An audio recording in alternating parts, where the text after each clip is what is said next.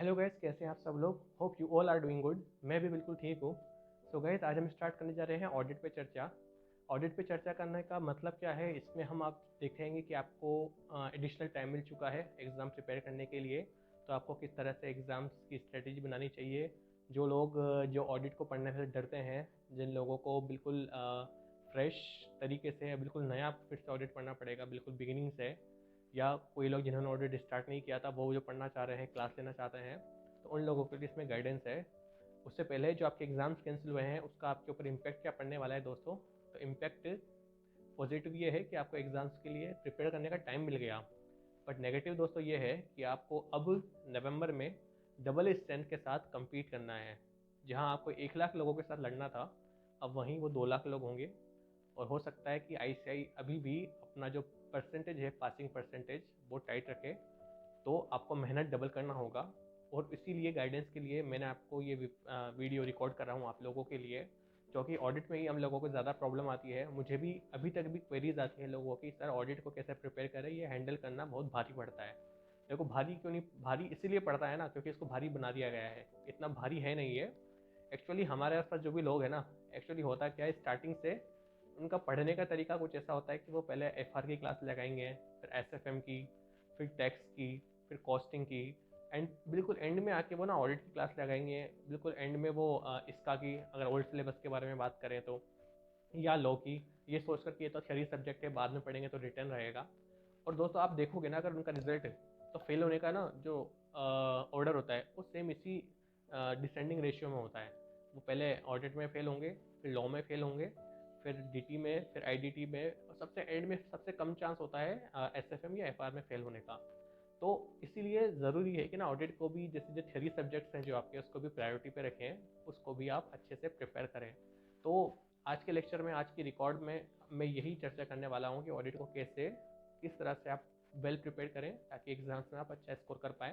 पहले तो अपने दिमाग से ये बात निकाल दीजिए कि हमें ऑडिट में बस पास होना है, 40 या 45 मार्क्स लाने हैं। जो आपके दिमाग में लोगों ने डाल लिया है कि ऑडिट में तो पास हो जाए, वही बहुत बड़ी बात है। ऐसा नहीं होता।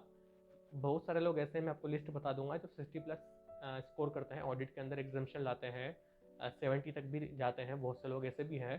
तो जैसा आप सोचोगे ना दोस्तों, आप सोचोगे ना कि हमें 40 मार्क्स से चाहिए, तो आपके 40 ही मिलेंगे, आपको उससे ऊपर नहीं मिलेगा। आपकी सोच के ऊपर एक ब्रैकेट लग गया ना अगर, तो आप उससे ज़्यादा सिक्योर कर भी नहीं पाओगे मार्क्स। तो सबसे पहले तो ना अपने दिमाग से इस बात को निकाल दीजिए कि मैं ऑडिट में एग्जामेशन नहीं ला सकता, ऑडिट में मैं 60-70 मार्क्स नहीं ला सकता। तो ये चीज़ तो आप पहले दिमाग से निकाल दीजिए, तभी कुछ मिलेगा आपको। सिंपल सा मैं एग्जांपल लेता हूँ ना दोस्तों अपना। जब मैं 10th क्लास में था, तब मैंने ना डिस्ट्रिक्ट रैंक के लिए प्रिपेयर किया था कि मुझे डिस्ट्रिक्ट में रैंक चाहिए। राजस्थान बोर्ड में होता है ऐसा, और डिस्ट्रिक्ट लेवल पे भी रैंक निकलती है। पर दोस्तों 12 या 15 मार्क्स मेरे कम रह गए थे रैंक सिक्योर करने में। अगेन मैंने 12th क्लास में ट्राई किया कि नहीं यार, अब तो मुझे स्टेट में रैंक चाहिए, स्टेट लेवल पे मैं रैंक सिक्योर करना चाहता हूँ। तो स्टेट रैंक तब भी मैं सिक्योर नहीं कर पाया, तब मैं डिस्ट्रिक्ट लेवल पे 4th रैंक सिक्योर कर पाया था।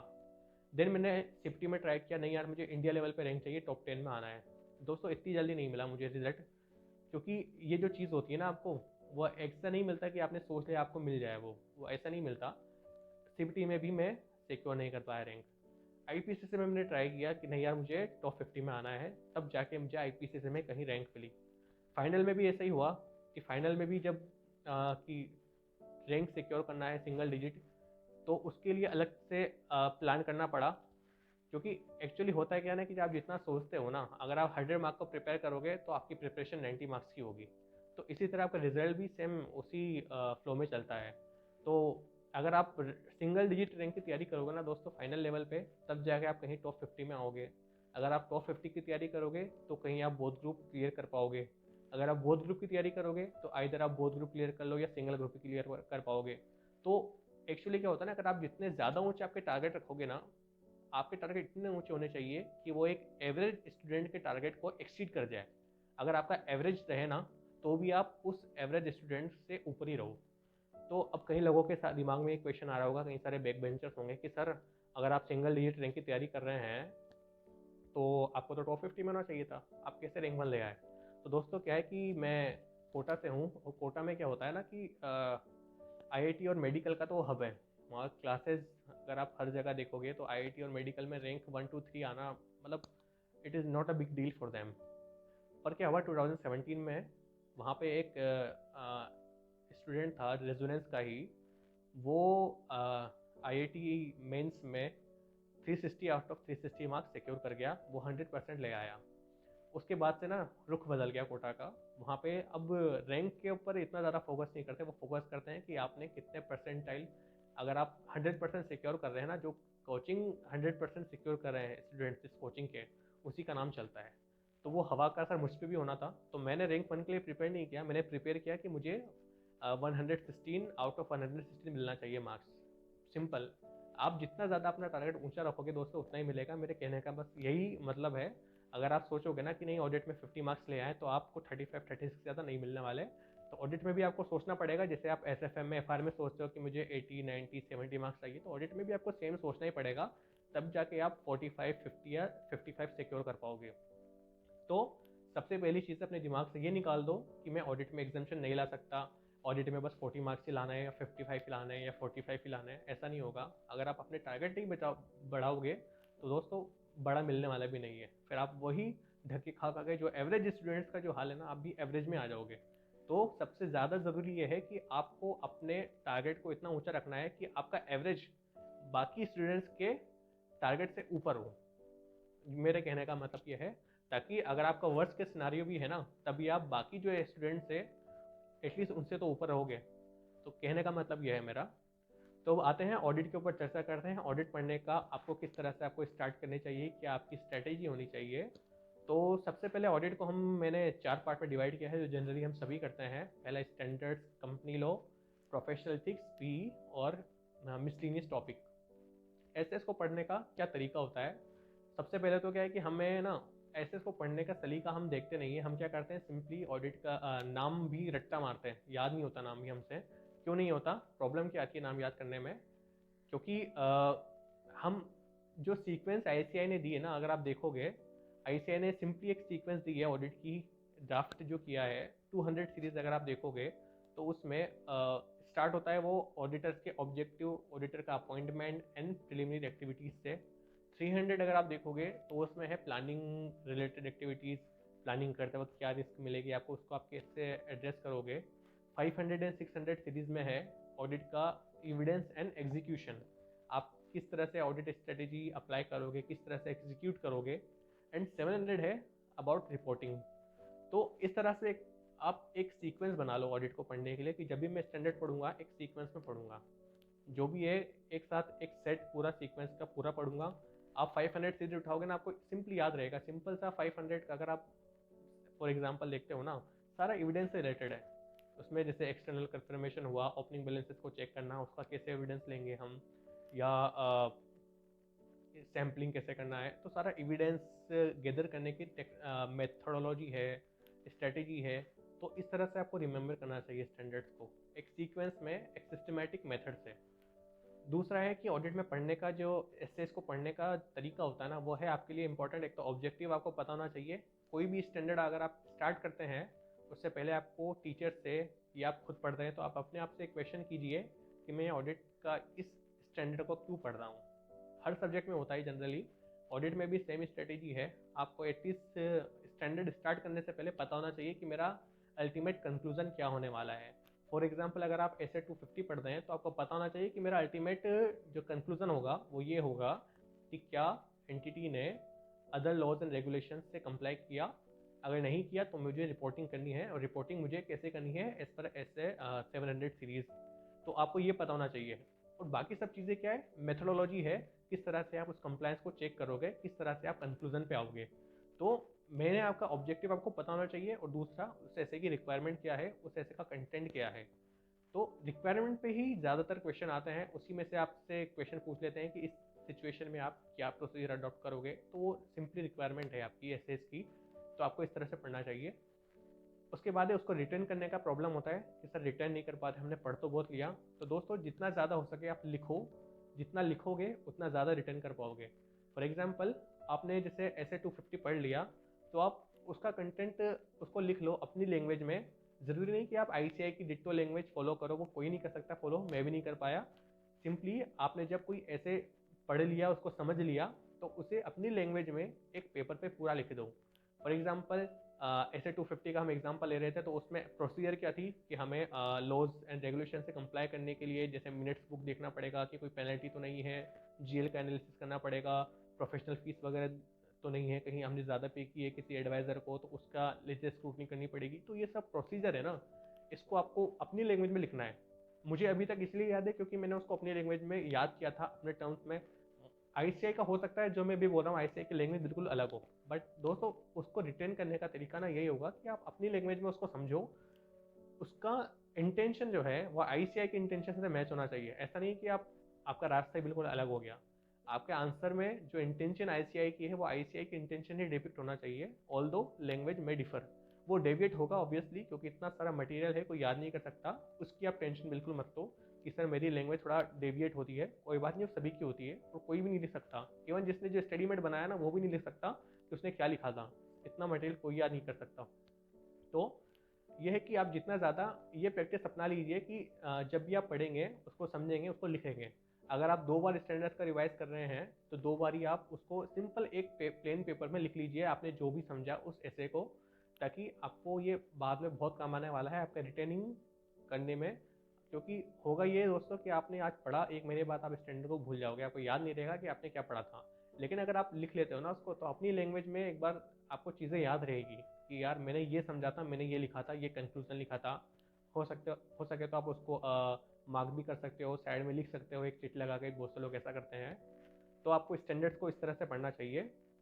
दूसरा ये है कि स्टैंडर्ड्स में जैसे रिटेन करने के लिए आप एक स्कैनर बाय कर सकते हो किसी भी टीचर का, या आईसीआई का जो ओल्ड सिलेबस है उसका पीएम आप चैप्टर नंबर 1 जो है पीएम में, उसमें कई सारे क्वेश्चन है पास्ट ईयर, उसको डाउनलोड कर लो और उसको सॉल्व करो। जितना ज़्यादा लिखोगे उतना बेनिफिशियल होगा, ताकि मेन चीज़ है आपका रिटेन बढ़ना। जितना ज़्यादा प्रैक्टिस करोगे ना दोस्तों उतना आपकी राइटिंग स्किल बढ़ेगा, पहली चीज़ आपका स्पीड बढ़ेगी और आपका रिटेनिंग भी बढ़ेगा। तो ये तीनों चीज़ें हैं, इसलिए राइटिंग के ऊपर मैं इतना फोकस कर रहा हूँ। उसके बाद आती है हमारा कंपनी लॉ के बारे में। तो कंपनी ऑडिट के में क्या है, सबसे पहले तो आपको लॉ का अंडरस्टैंडिंग होना ज़रूरी है। प्योर आपको जो लॉ में जो टीचर ने जो पढ़ा है उसका ए टू जेड अंडरस्टैंडिंग होना चाहिए। अंडरस्टैंडिंग की हर सेक्शन के पीछे इंटेंशन क्या है, उसमें क्या कंटेंट है। और फाइनल लेवल पे तो आपसे केस स्टडी एक्सपेक्ट करते हैं, आपसे एडवांस नॉलेज एक्सपेक्ट करते हैं, तो उसको बिल्कुल ही क्रिटिकली एनालाइज करें, क्योंकि यही लास्ट मौका है फाइनल लेवल ही जब आप इसको इतना डेप्थ में पढ़ सकते हो। इसके बाद आपको मौका मिलने वाला भी नहीं है, ना कोई आपको पढ़ाने वाला है। तो लॉ को अच्छा बिल्कुल क्रिटिकली एग्जामिन करें। उसके बाद आप खुद ही सोचें कि यार जो मैंने लॉ को पढ़ा उस से उस चीज़ को अगर मैं अप्लाई करता हूँ किसी चीज़ पे तो क्या वो सही बैठ रहा है। अगर सपोज करो कि कुछ सिचुएशन ऐसी है जो लॉ के अगेंस्ट है तो सिंपली उसका आंसर आपको आना चाहिए। तो सबसे पहले अंडरस्टैंडिंग है आपको लॉ को अंडरस्टैंड करना, उसके बाद आपके ऑडिट प्रोसीजर पढ़ना कि उस कंपनी लॉ के विदिन क्राइटेरिया में आपको ऑडिट कैसे करना चाहिए। और कंपनी ऑडिट में एक और चीज़ है कि आपके जो एनेक्जर्स हैं जो आपके स्टडी मेट में भी दिए हुए हैं, जैसे इंडियस का फॉर्मेट जो है पीएल का और बैलेंस शीट का, वो आपको प्रॉपर तरीके से पढ़ना चाहिए। इवन जो नोट्स एनेक्जर्स जो हैं हमारे स्टडी मेट में, like internal financial control over financial reporting, इस टाइप के जो क्वेश्चन है वो सभी चीज़ अच्छे से करो। और कई सारे गाइडेंस नोट भी है हमारे एनेक्जर में दिए हैं जो हम जनरली इग्नोर करते हैं। मेरे टाइम में भी उसी एनेक्जर में से 2 या 3 क्वेश्चन पूछे गए थे, और उन चीज़ों को जनरली लोग अवॉइड करते हैं, इसलिए ऐसे वहीं से क्वेश्चन पूछता है, क्योंकि उसको पता है ना कि हमें 10% लोगों को ही पास करवाना है। तो 10% लोग ही शायद वो देख के जाते हैं और इसीलिए वही क्लियर कर पाते हैं। तो बेटर है कि आप स्टडी मैट को एक बार ना पढ़ लीजिए, क्योंकि आपके सभी एमसीक्यूज भी एप्लीकेबल हैं। कई सारे ऐसे भी क्वेश्चन हो सकते हैं जो सिंपली स्टेटमेंट फॉर्म में हो, जो सिंपली ऐसे कि बेयर लैंग्वेज से उठ के आ जाए। और ऐसा कई देखा भी होगा आपने, एमटीपी सॉल्व करते हो अगर आप, उसमें कई सारे ऐसे क्वेश्चंस भी हैं जो सिंपली आईसीआई का स्टेटमेंट फॉर्म में होता है। एक आईसीआई का कोई स्टेटमेंट है इसके स्टडी मैट का और सिंपली उसी के ऊपर एक क्वेश्चन बना दिया। तो बेटर है एक बार एटलीस्ट आप स्टडी मैट को पढ़ लो, ताकि आपका कुछ भी चीज़ छूटे नहीं। दूसरा है कंपनी ऑडिट में कि जैसे कुछ कारो है ना, आपका कारो में जैसे कई कई ऐसे पॉइंट है, जैसे compliance with laws and regulation जो आपका ऐसे है वो और कारो दोनों रिलेट करता है। फॉर एग्जाम्पल ईपीएस का आपने कुछ नॉन कंप्लायंस किया तो वहाँ पे ऐसे 250 भी एक तरह से इन्वोक हो गया, और इधर कारो भी इन्वोक हो गया। तो आपके आंसर में ना दोनों चीज़ को आपको मेंशन करना बेटर रहेगा। मैं यही करता था, क्योंकि आपको क्या टीचर को आपको बताना है कि आपको कितना नॉलेज है, क्योंकि आपकी कॉपी जो है एग्जामिनर के पास जब जाएगी तो थोड़ा बाकी स्टूडेंट से थोड़ा स्टैंड आउट करना चाहिए, वो थोड़ा अलग दिखना चाहिए टीचर को, तभी वो आपसे इम्प्रेस हो पाएगा। तो मैं यही करता था कि कोई भी एसए स्कोर, कंपनी ऑडिट में कारों से रिलेटेड कुछ भी टॉपिक मिल गया या कुछ भी ऐसा चीज़ मिल गई जो इंटरलिंक है, तो उसको मैं दोनों को लिखता था ताकि एक अच्छा इंप्रेशन बन सके, एक अच्छा आंसर बन सके। उसके बाद बात करते हैं प्रोफेशनल एथिक्स के ऊपर। तो दोस्तों यहाँ पे दो चीज़ इंपॉर्टेंट है। पहला तो आपको अंडरस्टैंडिंग ज़रूरी है उसके पीछे का इंटेंशन था। आपके स्टडीमेट में अगर आप देखोगे तो हर क्लॉज के नीचे आईसीआई ने उसके नीचे इंटेंशन लिखा है। एक दो पैराग्राफ होते हैं बड़े बड़े, उसमें पूरा लिखता है कि इस क्लॉज को बनाने के पीछे क्या इंटेंशन था। तो मेरा सजेशन ये है कि आप क्लॉज पढ़ने से पहले एक इंटेंशन पढ़ लो कि आईसीआई चाहता क्या है, उसके बाद आप जो उसकी लीगल लैंग्वेज है ना आईसीआई की उसको पढ़ो। उससे क्या होगा ना कि आपको एक पहले अंडरस्टैंडिंग आपकी ज़्यादा होगी डेवलप। उसके बाद दूसरा जो इम्पोर्टेंट है पीई में, वो आपकी राइटिंग स्किल्स। अब जितना अच्छा लिख सकते हो ना उतना ज़्यादा आपके लिए इजी रहेगा पीई को कवर करना। बेटर है कि आप जो क्लोज की जो लैंग्वेज है उसी को फॉलो करो। ज़्यादा डिविएशन करना उस क्लोज की लैंग्वेज से वो अच्छा नहीं होगा।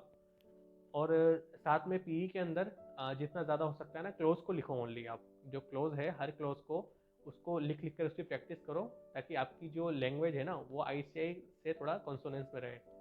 दूसरा है कि आईसीआई ने अपने सी एक्ट की कई सारे स्केड्यूल्स हैं या कई सारे नोट्स है, एनेक्सर्स है जो आपकी स्टडी मेट में भी है, जो जैसे कैश बुक को मेंटेन करना या नंबर ऑफ ऑडिट इंगेजमेंट्स है या इंडिपेंडेंस है, ऐसे कई सारी चीज़ें हैं जो एनेक्सर्स में दी गई है। तो बेटर है कि आप उन सब चीज़ों से भी एक बार गो थ्रू हो जाओ, क्योंकि वहीं से क्वेश्चन आ जाते हैं। कभी कभी 2 नंबर का क्वेश्चन आ जाता है या 4 मार्क्स का क्वेश्चन आ जाता है, सिंपल सिंपल से क्वेश्चन आ जाते हैं और बाद में आपको अफसोस होता है कि यार मैं छोड़ के चला गया। एटलीस्ट उसको एक पेपर में लिख लो सिंपल से। एक अगर आपको बार बार पेज पलटने में आलस आते हैं तो सिंपली एक पेपर में लिख लो ताकि आपको याद रहे कि यार एनेक्सर्स में से जो इंपॉर्टेंट पॉइंट्स है वो मैंने नोट कर लिए हैं। एक बार उसको गो थ्रू हो जाओ जब भी आप एग्जाम देने जाते हो। उसके बाद बात करते हैं मिसलिनियस टॉपिक का।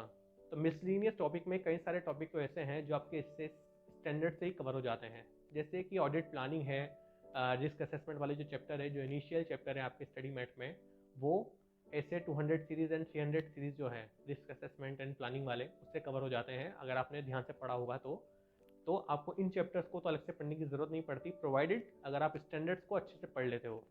स्टिल मेरा सजेशन तो यही है कि एक बार तो आप इन चैप्टर्स को भी देख लो ताकि कुछ भी चीज़ हमसे छूटे नहीं, क्योंकि 100% कवरेज करोगे दोस्तों 100%, तब जाके आपको 60-70 मार्क्स का आपका कवरेज हो पाएगा एग्जाम्स में। और 60-70 मार्क्स आप वहाँ पे अटेम्प्ट करोगे, उसमें से पता नहीं कितने आपको मार्क्स मिलेंगे, कुछ कह नहीं सकता। मैंने तो भैया 116 मार्क्स की तैयारी की थी, तो आपसे भी यही सजेस्ट करूँगा मैं कि आप भी 116 मार्क्स की तैयारी करो, ज़्यादा बेटर रहेगा।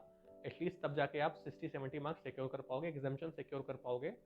आपके टारगेट्स जितने ज़्यादा ऊँचे होंगे उतना ज़्यादा बेटर रहेगा। तो मिसलिनियस टॉपिक पे आता हूँ मैं फिर से वापस। मिसलिनियस टॉपिक में कुछ चैप्टर्स ऐसे हैं, प्लानिंग है, रिस्क असेसमेंट है या सैम्पलिंग है, शुरू में है ऑडिट प्रोसीजर वाले चैप्टर जो सारे स्टैंडर्ड्स की कॉपी है। तो इन चैप्टर से रिलेटेड जितने भी स्टैंडर्ड्स हैं ना उनमें क्या है आपको पूरा पढ़ना चाहिए, इंक्लूडिंग उसमें जो एक्सप्लेनेटरी मटेरियल है एसएस के पीछे जो होता है वो भी आपको पढ़ना चाहिए ताकि आपको इन चैप्टर्स को कवर करने में थोड़ा ईजीनेस रहे, ईजी रहे। उसके बाद कुछ चैप्टर्स ऐसे हैं जैसे ऑडिट ऑफ सीएफएस है, कंसोलिडेटेड फाइनेंशियल स्टेटमेंट। तो बेटर है कि इन चैप्टर्स में आपको पहले जो आपका सीएफएस है एफआर की बुक उठाओ, वहाँ से सीएफएस पढ़ो। सिंपली सारी प्रोसीजर सेम मिलेगी आपको, जो आप सीएफएस में कर रहे हो ना वही आपको यहाँ पे पढ़ने को मिलेगा। लाइक आपको माइनॉरिटी शेयर होल्डर्स का इंटरेस्ट कैसे कैलकुलेट करना है, pre and post acquisition profit कैसे कैलकुलेट करना है, किस तरह से आपको डिविडेंड का एडजस्टमेंट देना है, कैसे आपको अनरियलाइज प्रॉफिट का एडजस्टमेंट देना है, वही सब चीज़ों के ऊपर आपको पॉइंट वाइज दिया है आपको सीएफएस का जो ऑडिट का चैप्टर है उसके अंदर। कुछ ज़्यादा डिफरेंस नहीं है, प्रोसीजर ऑलमोस्ट सेम है जो आप ऑडिट अकाउंट्स में कर रहे हो। तो ऑडिट भी ऑलमोस्ट अगर आप इस तरह से पढ़ोगे लिंक करके, जैसे आप जब सीएफएस का चैप्टर उठाते हो तो पहले आप सीएफएस का जो एफआर वाला टॉपिक है उसको पूरा अच्छे से पढ़ लो, उसके बाद आप ऑडिट उठाओ, तो आपके लिए बेटर रहेगा आपको समझना। और सिंपली आप अपनी लैंग्वेज में उसको याद करो, मतलब ज़रूरी नहीं कि वहाँ आईसीआई ने 50 पॉइंट्स दिए हुए हैं तो आप 50 की 50 पॉइंट्स को याद करो। आप 10 पॉइंट्स आप अपने जो भी सबसे जो आपको लगते हैं, जो आपको लगता है कि यार ये इस पॉइंट का ज़्यादा वेट है, जब आप सीएफएस बनाते हो एफआर में आपको किस चीज़ का वेट ज़्यादा लगता है, आपको क्या लगता है कि क्या इंपॉर्टेंट है मेरे लिए, किस चीज़ को कैलकुलेट करना, करेक्टली कैलकुलेट करना ज़्यादा अच्छा है, अब उस चीज़ को पकड़ के अपना आंसर ड्राफ्ट करो। इसी तरह कोई ऐसे चैप्टर्स भी हैं लाइक स्पेशल ऑडिट में, जैसे फिजिकल लॉ का अगर आप देख लेते हैं तो इनकम टैक्स ऑडिट आता है जैसे हमारा, तो उसमें 3CB 3CD का जो पॉइंट है उसको याद कर पाना बहुत चैलेंजिंग होता है। मुझसे भी याद नहीं हो पाया था वो। बेटर क्या है ना दोस्तों, आप क्या करो, जो लेटेस्ट 3CB 3CD है उसका प्रिंट निकालो, उसका हर एक क्लॉज का जो भी सेक्शन दिया हुआ है और आपका जो प्रैक्टिकल एक्सपीरियंस है आर्टिकलशिप का, वही यहाँ पे बहुत काम आएगा। स्टिल अगर आपका एक्सपीरियंस नहीं है इस चीज़ में, अगर आपने इनकम टैक्स ऑडिट नहीं किया, अगर आपका अलग ही स्कोप रहा है ड्यूरिंग आर्टिकलशिप, तो क्या करो, एक बार 3CD का निकाल लो प्रिंट और इनकम टैक्स की बुक पास में रखो और हर क्लॉज का उस सेक्शन के ज़रिए एनालिसिस करो और उसके ऊपर जितने क्वेश्चन दिए हैं PM में या RTP में उसको सॉल्व कर लो। सिंपल। आपको हर एक क्लॉज को याद करना बहुत चैलेंजिंग होता है। कुछ क्लॉज तो आपको वैसे ही याद हो जाते हैं, जैसे लास्ट 44 नंबर का क्लॉज जो है, जो रेशियोज कैलकुलेट करना होता है, लास्ट करंट ईयर का GPNP रेशियो को लास्ट ईयर के GPNP से कैलकुलेट करता है। कुछ क्लोज ऐसा है, क्लोज नंबर 6-7 में ऐसा होता है कि बुक्स ऑफ अकाउंट्स कहाँ मेंटेन की है, कैसे मेंटेन की है। कुछ क्लोज ऐसे हैं जहाँ पे जो रिलेटिव को पेमेंट किया या नहीं किया, एक्सेस पेमेंट किया, इस टाइप से है, वो आपको याद होगा जो आपने आर्टिकलशिप में किया होगा। स्टिल क्लोज चेंज हो गया होगा, आई डोंट नो। तो आपको उस चीज़ों को तो प्रैक्टिकल आपके एक्सपीरियंस से रिलेट करो जितना हो सके। अगर आपको एक्सपीरियंस नहीं है तो 3CD का प्रिंट निकालो एक बार, ऑफिशियल जो इनकम टैक्स इश्यू करता है उसको आपका इनकम टैक्स की बुक के साथ अच्छे से क्रिटिकली एनालाइज करो, क्वेश्चन सोल्व करो। बाकी आपको क्लोज नंबर याद करना इतना ज़्यादा ज़रूरी नहीं मानता मैं। आप सिंपली लिख दीजिए कि एज पर 3CD रिपोर्ट, क्योंकि 4 मार्क्स का क्वेश्चन आता है दोस्तों, उसके लिए इतना ज़्यादा प्रेशर लेना अपने आप पे, अगर आपका एक्सपीरियंस है तो वेल एंड डन, आपको कुछ करने की ज़रूरत ही नहीं रहेगी। अदरवाइज कोई बात नहीं, जाने दो। आपने अगर मटेरियल अच्छा है, आपका कंटेंट अच्छा है ना दोस्तों, तो मार्क्स आपको मिलेंगे, स्टिल आपको मार्क्स मिलेंगे। मैंने भी नहीं लिखा था, किसी भी क्लोज को मेंशन नहीं किया अपने आंसर में। कुछ ऐसे भी हैं स्पेशल ऑडिट में चैप्टर, जैसे कि स्टॉक एक्सचेंज की ऑडिट करना या GIC की ऑडिट है, तो आपका प्रैक्टिकल एक्सपीरियंस भी वहाँ पे काम आएगा। किसी ने नहीं किया है तो प्रैक्टिकली उसको एनालाइज करोगे ना दोस्तों, अपनी लैंग्वेज में लिख दो यार। सिंपल एक कॉन्ट्रैक्ट नोट का ऑडिट है आपके, एक स्पेशल ऑडिट में है, audit of contract note. Simply आप किसी भी ब्रोकर का कॉन्ट्रैक्ट नोट डाउनलोड कर लो वेबसाइट से, उसको एक बार विजुलाइज करोगे ना, आपको वैसे समझ में आ जाएगा कॉन्ट्रैक्ट नोट में क्या क्या होता है। सब कुछ चीज़ें होती है कि ब्रोकर का पैन नंबर होता है। आपका आंसर अगर देखोगे ना स्टडी में, तो उसमें ये लिखा है कि उसका पैन नंबर होना चाहिए, उसका रजिस्ट्रेशन नंबर होना चाहिए, उसमें क्वांटिटी क्या क्या क्वांटिटी है, क्या आपने कॉन्टैक्ट जो किया है उसमें कमीशन वगैरह प्रॉपर्ली शो किया है नहीं किया है। वो आप जब कॉन्टैक्ट नोट देखोगे ना एक बार किसी ब्रोकर का, तो आपको समझ में आ जाएगा इजीली। तो बेटर है कि इन चीज़ों को थोड़ा प्रैक्टिकली जितना विजुलाइज करोगे ना, उतना आपके लिए बेटर होगा रिटेन करने के लिए। और राइट करना, लिखना तो एक अच्छा ऑप्शन, बहुत ज़रूरी मानता हूँ मैं, ऑप्शन ही नहीं है ये, क्योंकि जितना ज़्यादा लिखोगे आपका राइटिंग स्किल्स उतना ही अच्छा इंप्रूव होगा। MCQs के लिए ज़रूरी है कि एक बार आप स्टडी मेट ज़रूर पढ़ लो, क्योंकि इंपॉर्टेंट है। कई बार ऐसा होता है कि स्टेटमेंट आ जाते हैं, जैसे मैंने आपको पहले बताया, तो एक बार स्टडी मेट को ज़रूर गो थ्रू हो जाओ। सारे एनेक्जर्स जितने भी नोट्स और अकाउंट्स हैं सभी को एक बार प्रॉपर्ली पढ़ो। जितना ज़्यादा लिखोगे दोस्तों उतना ज़्यादा बेनिफिशियल रहेगा आपके लिए, क्योंकि रिटेन करने का एक ही तरीका है, जितना ज़्यादा लिखोगे। अगर आप पढ़ोगे ना दोस्तों, केवल आप पढ़ के छोड़ दिया तो होगा, आप बहुत जल्दी भूल जाओगे। एक और चीज़ है इंपॉर्टेंट, इसके बाद जब आपका एक बार रिवीजन हो जाता है ना, एक बार आप पूरा, फर्स्ट है आपका एक बार कवर करना, आपने एक बार पूरा ऑडिट पढ़ लिया, कुछ टाइम बाद आप रिवाइज करना स्टार्ट कर दो उसको। और जैसे आपको, जैसे अभी जिसके नवंबर में एग्जाम्स हैं, मैं ये मान के चलता हूँ कि आप में से कई लोगों ने ऑडिट को पढ़ भी लिया होगा। तो अब अपनी ये आदत बना लो कि डेली आधा घंटा या पौन घंटा ऑडिट को देना है। हाफ एन आवर या 45 मिनट सफिशियंट है। डेली एक स्टैंडर्ड उठा लो और एक अदर टॉपिक उठा लो, और ये डेली आधा घंटा चलने दो। आपका जो भी टारगेट है ना, आपने ये टारगेट बनाया है, आपका ये प्लान है कि मुझे 2 सब्जेक्ट कवर करना है एक दिन में या 3 करने हैं, वो ठीक ही चल रहा है 2 साइड में, बट साथ में आपको ऑडिट को आधा घंटा देना ज़रूरी है, आधे से पौन घंटा। Same thing is with DT and IDT, direct tax में भी यही करना होगा, आपको आधा घंटा देना चाहिए। अभी हम ऑडिट की बात करें तो ऑडिट को भी प्लीज़ आधे से पौन घंटा दीजिए, क्योंकि थ्योरी सब्जेक्ट में क्या है दोस्तों कि हम लोग बहुत पीछे हटते हैं, हमारा मन भी नहीं करता पढ़ने का। ऐसा लगता है कि हमें करना नहीं है, ऑडिट फाइनल के बाद हमें प्रैक्टिस में जाना नहीं है, बिग फोर ज्वाइन नहीं करनी, फिर भी क्यों पढ़ना पड़ रहा है। तो होता है, सभी के साथ होता है, मुझे भी ऐसा लगता था। इवन जो मैंने पढ़ा है अभी मेरे रिलेवेंट नहीं है मेरी प्रोफाइल से, बट स्टिल आपको एग्ज़ाम पास होने के लिए तो करना पड़ेगा। सो गाइज, ये एक मैं आपको वही चीज़ बता रहा हूँ जो मैंने किया है। मतलब इसमें कुछ भी ऐसा नहीं जो फेक हो, मतलब जो स्ट्रेटेजी मैंने अडॉप्ट की है मैंने सेम चीज़ आपको बता रहा हूँ। और फाइनली यही है कि आप जब आप प्रिपेयर हो जाओ, जैसे मैं आपको बता रहा था, आधा घंटा डेली दो ऑडिट के लिए, और एक दो दिन बीच में निकाल लो, 3-4 दिन, और तब फिर से ऑडिट को पूरा थोरोली रिवाइज करो।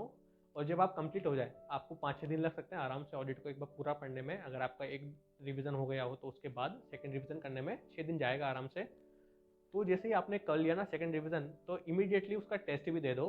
जितने ज़्यादा हो सकता है ना आप एमटीपी सॉल्व करो, क्योंकि एग्ज़ाम्स में भी यही चीज़ काम आने वाली है। एमटीपी दोगे तो आपका टाइमिंग सही बैठेगा, आपका स्पीड मेंटेन करना सीखोगे आप, अच्छी राइटिंग आपकी स्किल्स इंप्रूव होगी। तो बेटर है कि आप जितने ज़्यादा टेस्ट दो उतना आपके लिए बेनिफिशियल रहेगा। क्या होता है कि हमें ना टेस्ट देते नहीं है और सिंपली एग्ज़ाम में जाके बैठ जाते हैं एग्ज़ाम सेंटर पे, और फिर तब हमें रियलाइज़ होता है कि यार हमें तो याद ही नहीं आ रहा जो हमने पढ़ा था। याद इसलिए नहीं आएगा ना दोस्तों, क्योंकि आप फर्स्ट टाइम वहाँ पे ये एक्सरसाइज कर रहे हो किसी चीज़ को रिकॉल करने की। अगर आप ये एक्सरसाइज कि किसी चीज़ को रिकॉल करने का तरीका क्या होता है पहले ही कर चुके होते हैं, तो आपके लिए बहुत ईजी होता है एग्ज़ाम सेंटर पर उन सब बातों को याद करना, आपके कंटेंट को याद करना। तो गाइज मेरा यही सजेशन है, होप आपको ये अच्छा लगा होगा। अगर आप इसको अडॉप्ट करेंगे या इसको फॉलो करेंगे तो आपके लिए बहुत अच्छा होगा, अच्छे मार्क्स सिक्योर कर पाओगे। तो wish you all the best guys, पढ़ाई अच्छे से कीजिए, एंड आई होप कि आप नवंबर में अच्छा सिक्योर कर पाएंगे marks. Thank you and stay connected.